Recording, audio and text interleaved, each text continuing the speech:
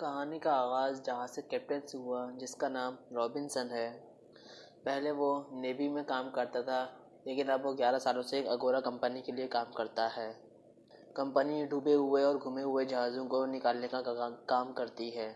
एक दिन ये कंपनी कुछ लोगों को नौकरी से निकालती है, जिसमें रॉबिन्सन भी होता है। अचानक नौकरी से निकालने जाने पर रॉबिन्सन दुखी होता है, क्योंकि इन 11 सालों में उसकी बीवी और उसके बेटे भी उससे अलग हो चुके थे। काम की वजह से वो टाइम नहीं दे पाता था। उसकी वाइफ उसको छोड़कर चली गई थी।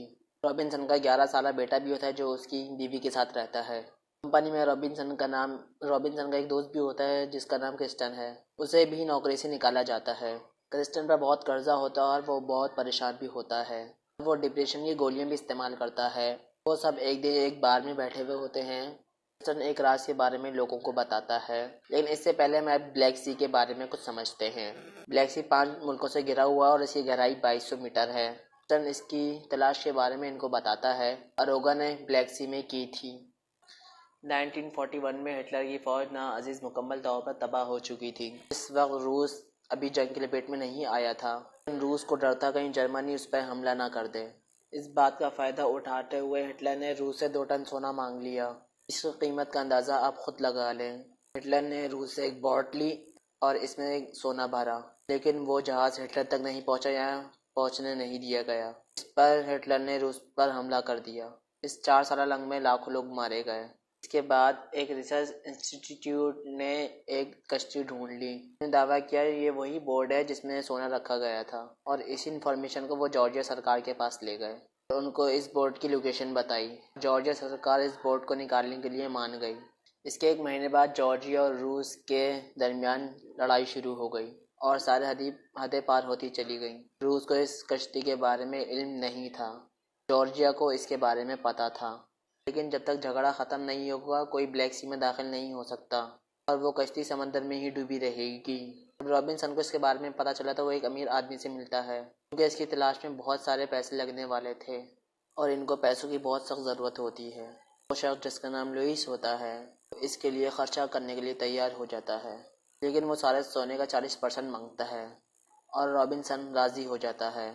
इसका दोस्त क्रिस्टन डिप्रेशन की वजह से सुसाइड कर लेता है। रॉबिन्सन को इसकी तलाश करने वाला आदमी पैसा लगाने वाला मिल जाता है। पहले वो एक सबमरीन खरीदता है जो पुराना होता है, लेकिन इसे फिर भी खरीद लेता है। रॉबिन्सन के साथ एक रशियन दोस्त होता है जिसका नाम ब्लैकी होता है। वो प्लान बनाते हैं और इसकी तलाश के लिए 12 लोगों का ग्रुप बनाते हैं, जिसमें आधे रूसी और आधे अंग्रेज़ होते हैं। रॉबिन्सन रूसियों को इसलिए डरता है जो सबमरीन है वो रशियन है और ब्लैक सी पर रशियन ही का कब्जा है। रशियन अपने बंदों से बचने के लिए मददगार साबित होंगे। इस सबमरीन को चलाने के लिए कम से कम 12 लोगों की ज़रूरत होती है। रशियन टीम में कुछ सिलेक्टेड लोगों को लेते हैं जो इस काम में काफ़ी माहिर होते हैं। कुछ लोगों को कुछ कामों के लिए रखता है, इंजन, सोना और खाना पकाने के लिए। गोताखोरी के लिए उनको एक माहिर आदमी चाहिए होता है और वो एक पागल आदमी को रखते हैं जो गोताखोरी में बहुत माहिर होता है, जिसका नाम फ्रीज़र है। टीम मुकम्मल होने के बाद और सबमरीन को लेने के बाद वो समंदर की तरफ रवाना हो जाते हैं। रॉबिन्सन आखिरी तरफ नीले आसमान की तरफ देखता है। सबमरीन का दरवाज़ा बंद करके उसे समंदर में ले जाते हैं। ग्रुप का हर आदमी अपनी एक पोस्ट संभाल लेता है और सोने की तलाश में निकल जाते हैं। भीतर सब कुछ ठीक होता है। कैप्टन सबको एक साथ खड़ा करता है और सबको इसके बारे में बताता है। सोने की बात करता है और कहता है सबको बराबर का हिस्सा मिलेगा। तो बाकी का 60% है, उसमें से 40% उसका है जिसने इस पे पैसे लगाए हैं। डैनियल उसका असिस्टेंट होता है जिसने इस पे पैसे लगाए होते हैं। डैनियल रॉबिन्सन को कहता है तुम्हें ऐसा नहीं कहना चाहिए था। यहाँ पे किसी के दिल के अंदर लालच आ गई तो वो किसी दूसरे को मार सकता है, क्योंकि इससे सबका हिस्सा बढ़ जाएगा और कैप्टन को ऐसा कहना नहीं चाहिए था। सबमरीन में सब लोग प्रोफेशनल थे। खतरनाक के पास जब वो यू बोट के करीब पहुंचते हैं, अचानक उनके पास एक रशियन बहरी जहाज पहुंचता है। वो अपना इंजन बंद कर देते हैं और बच जाते हैं। अब वो लोग प्लान बनाते हैं वो सोने के साथ ड्राइव शाफ्ट को भी लेकर आएंगे। सबमरीन धमाके से डिस्ट्रॉय हो गया था। वो सबमरीन का आगाज़ बैरोमीटर शाफ्ट का इस्तेमाल करते हुए करेंगे, फिर यहाँ से निकल जाएंगे। वो 2-3 मीटर के फासले के बाद बाहर जाते हैं और वहाँ यू बोट को ढूंढ लेते हैं। वो बोट जिसके अंदर 2 टन सोना था। इसके अंदर जाते हैं और ड्राइव शॉट को भी पा लेते हैं। ट्रॉली अपने साथ लाए थे, वो ज़्यादा वजन लेके नहीं जा सकती थी, बस ड्राइव शॉट के लिए आए थे। फ्रीज सोने का सामान करता है और पैलेट शाफ्ट भी लेता है। नतीजे के तौर पर गाड़ी भारी हो गई है। इसको घसीटने में काफ़ी ज़ोर लगता है। वो इस गाड़ी को सबमरीन की तरफ लेके जा रहे होते हैं। रास्ते में ये एक बड़ा गड्ढा आ जाता है। वो ट्रॉली से बेकाबू हो जाती है और जो ट्रॉली में जो सोना था वो नीचे गिर जाता है। सिर्फ ट्राई शॉट ही बचता है।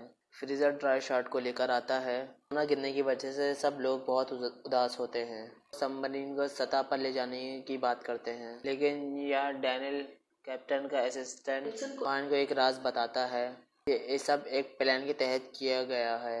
हमेशा लुइस है ही नहीं जिसने इसमें इन्वेस्ट किया, बल्कि अरोगा ने जॉर्जिया से समझौता किया था, लेकिन वो बोट को नहीं निकाल सकते। इनको खतरा है। ये अगोरा के लोगों ने प्लान किया था। कंपनी के सारे काबिल लोगों को निकाल दिया था, पर तुम लोग मजबूर हो गए। पैसा और तुम कंपनी से बदला लेने के लिए तैयार हो गए। कंपनी ने अरोगा को $30,000 दिए थे। इस खोज के लिए तुम लोगों को रजामंद कर ले और तुम सब आसानी से फंस गए। जैसे ही तुम लोग सोना लेकर ऊपर जाते और अरोगा वो तुम सबसे ये सोना ले लेता और तुम सबको गिरफ्तार कर लेता। और ये सब सुनकर रॉबिन्सन गुस्से से पागल हो जाता है। और कंपनी इतनी जालिम भी हो सकती है? जो सोना गिर गया अब तो वो वापस नहीं आ सकता। इसके अलावा और भी सोना था। तो उसको सबमरीन में लेके आते हैं जिसका वजन 3 टन था और ये इनकी सोच से भी ज़्यादा होता है। अगर लुइस को भी 40% नहीं देना पड़ेगा, सारा सोना इनका ही है। और वो 8 लोग बच जाते हैं और हर एक को 82 मिलियन मिलेंगे। और वो इस सोने को ले जाने के लिए कामयाब हो जाते हैं। अब वो अपनी लोकेशन पे नहीं जाएंगे, वहाँ से दूर चले जाएंगे ताकि अरोगा से वो बच सकें। वो सोना ले लेते हैं और अपनी सबमरीन को चलाते हैं। उनको शक होता है ये चलेगी या नहीं। सोचते हैं या वो हमेशा के लिए निकल जाएंगे या तो फिर उसमें फंस जाएंगे और मर जाएंगे। और वो सबमरीन के इंजन को स्टार्ट करते हैं। सबमरीन चलने लगती है। वो सब बहुत खुश होते हैं। वो सब अमीर हो जाएंगे। दूर जाकर उनको हेल्पर की मदद से पता चलता है करते हैं और सबमरीन को रोकने के लिए कहते हैं। सबमरीन को रोकने की कोशिश करते हैं, मुश्किल से उसको रोकते हैं। फिर उसमें कुछ गड़बड़ हो जाती है। वो चट्टानों में फंस जाते हैं। चट्टानों को पार कर सकते थे कि वो इनमें से 40 के नीचे से निकल सकते हैं। अचानक सबमरीन में धमाका होता है। सबमरीन समंदर में जा गिरती है। इसमें होल हो जाते हैं की वजह से इसमें पानी भरने लगता है। सब लोग पानी को रोकने की कोशिश करते हैं और वो कुछ नहीं कर पाते और इस हादसे में सब लोग मारे जाते हैं। इंसान और उसके 2 साथी बचते हैं। इंसान अपने साथियों को निकाल देता है। इंसान खुद नहीं बच पाता। बचाने के लिए पीछे किसी और का